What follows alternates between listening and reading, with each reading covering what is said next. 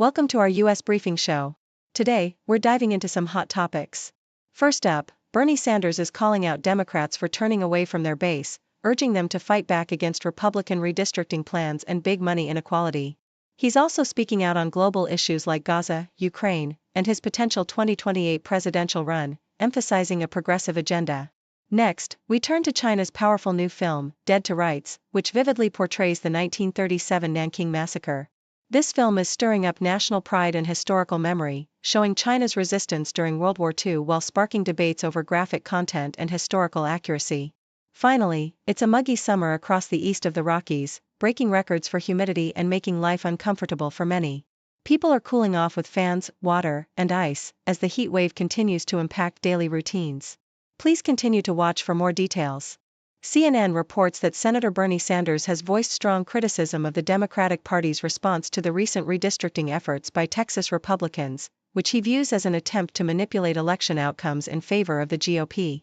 Sanders emphasizes that Democrats must actively fight back against such gerrymandering, even if it means responding with similar tactics in Democratic-controlled states like California and New York. During his Fighting Oligarchy tour, Sanders also highlighted how the Democratic Party has seemingly abandoned its working-class base, criticizing figures like Vice President Kamala Harris for being influenced by wealthy donors. He advocates for a clear, unequivocal stance supporting the economic interests of working families, warning that the party's low favorability ratings reflect a disconnect from core voters.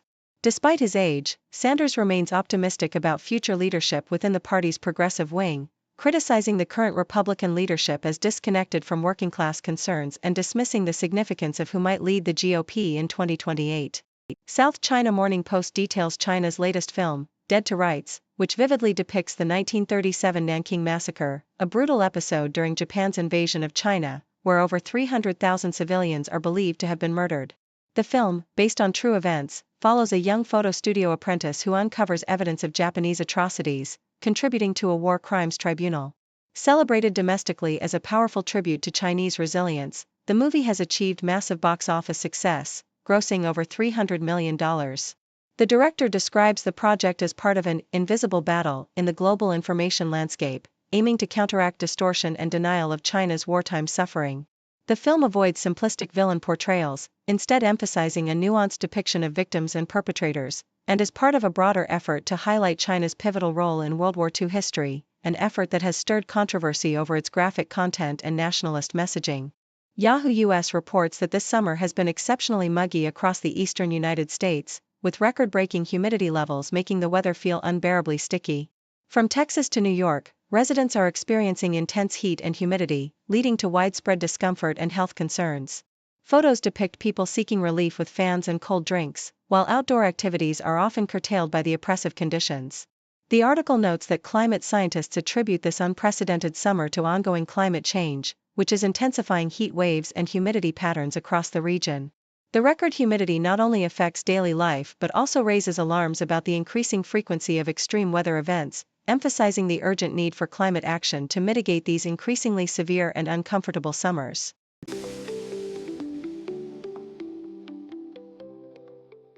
The Associated Press highlights the significant influence President Donald Trump has had on shaping the federal judiciary with a focus on anti-abortion sentiments. Many of Trump's judicial nominees, some of whom have publicly described abortion as a barbaric practice or have defended strict state restrictions, are now in lifetime positions that could potentially roll back abortion rights for decades. These nominees have played key roles in defending state-level abortion laws, including challenging the FDA's approval of medication abortion, and some have made statements that explicitly oppose abortion access, emphasizing their ideological commitment. Legal experts warn that this strategic appointment process subtly but profoundly alters the judicial landscape, enabling anti-abortion policies to be enforced nationwide without the need for legislative approval, thus embedding a long-term threat to abortion rights. Yahoo US reports on the ongoing Virginia governor's race, where Republican candidate Winsome Earle-Sears finds herself on the defensive amid the political landscape. Her campaign has been marked by vigorous interactions with voters, including a military-themed rally at Saucy's Sit-Down Barbecue in Hopewell, Virginia, illustrating her efforts to connect with constituents and solidify her base. The race is emblematic of broader national tensions, with Democrats and Republicans vying for control of state leadership amidst a polarized environment. Sears's position and campaign strategies reflect the heightened scrutiny and fierce competition typical of contemporary American politics, where local elections often mirror national ideological battles over issues like governance, social policies, and party loyalty. The AP also discusses the potential long-term ramifications of Trump's judicial appointments on abortion legislation, emphasizing that despite his claims of leaving abortion laws to the states, the appointee's ideological stances could influence national policy for generations. Many of these judges have actively defended or supported restrictive abortion laws, including challenging the legality of medication abortion and advocating for bans that threaten to eliminate access in various states. The appointment of judges with such views signifies a strategic move to reshape the judicial system in favor of anti-abortion policies, effectively bypassing legislative processes and cementing a conservative legal framework that could undermine reproductive rights across the country for decades to come. Anti-abortion advocates remain optimistic, while abortion rights defenders warn of a judiciary increasingly aligned against their objectives.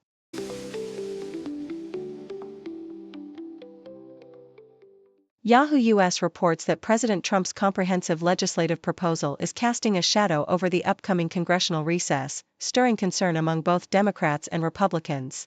The bill's sweeping scope, which includes significant policy changes and budgetary allocations, has ignited intense debate within Congress. Representatives like Mike Flood engaged with constituents in Nebraska, highlighting the bill's contentious nature and the political stakes involved. As lawmakers prepare to break, the bill's fate remains uncertain, with some fearing it could derail legislative priorities and spark partisan clashes that linger beyond the recess period. The atmosphere is tense, with the possibility that this ambitious legislation might either pave the way for major policy shifts or become a flashpoint for political discord, underscoring the high stakes as the legislative session pauses. Meanwhile, the Associated Press paints a tense geopolitical picture as European nations rally behind Ukraine amid looming US-Russia talks. In Kyiv, Ukrainian President Zelensky expressed unwavering resolve, emphasizing that peace cannot be achieved without Kyiv's full participation. As President Trump prepares for a high-stakes meeting with Vladimir Putin in Alaska, European leaders issued a joint statement insisting that any lasting peace must be just and include credible security guarantees for Ukraine. The discussions are fraught with potential pitfalls, especially as Trump hints at territorial swaps and a possible bilateral meeting with Putin, raising fears of pressure on Ukraine to cede land or compromise sovereignty. Despite a month-long push for a ceasefire, negotiations remain deadlocked, with Kyiv steadfast against ceding territory, reaffirming its sovereignty amid diplomatic maneuvering that could reshape the future of Ukraine's fight for independence. Thank you for tuning in. The content above showcases the latest briefing reports and analytical synopses, thoughtfully curated by the 6Do team. These insights stem from a wide array of reputable media outlets, think tanks, government sources, and specialized experts worldwide. We encourage you to explore these sources for a comprehensive perspective. Keep in mind that while the content may not always align with the official standpoint of 6Do Brief, it's not meant to be taken as absolute directives for decision-making. Comprising seasoned media professionals, learned scholars, and accomplished scientists, the 6Do team embodies a trailblazing, fully independent media entity. To customize 6Do Brief to meet your professional needs, you have the option to subscribe to a diverse array of briefings on our website, 6dobrief.com.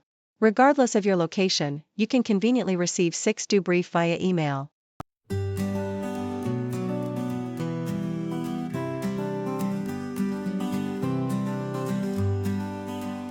Got a question in your mind? We'll find the answer, we'll be kind. Encyclopedia on everything. Laugh and learn with the zing, zing, zing. From ants to outer space, we've got the facts in one great place. For kids and grown-ups too, we've got the A to Z for you.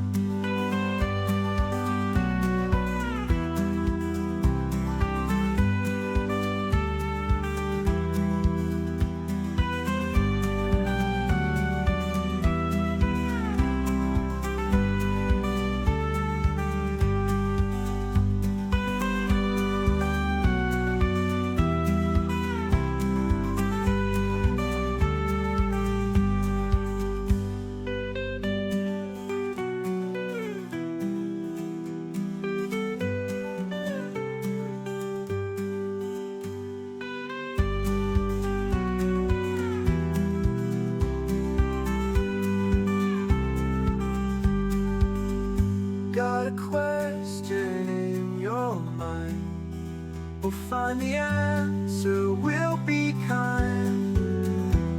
Encyclopedia on everything. Laugh and learn with the zing, zing, zing. From ants to outer space, we've got the facts in one great place. For kids and grown-ups too.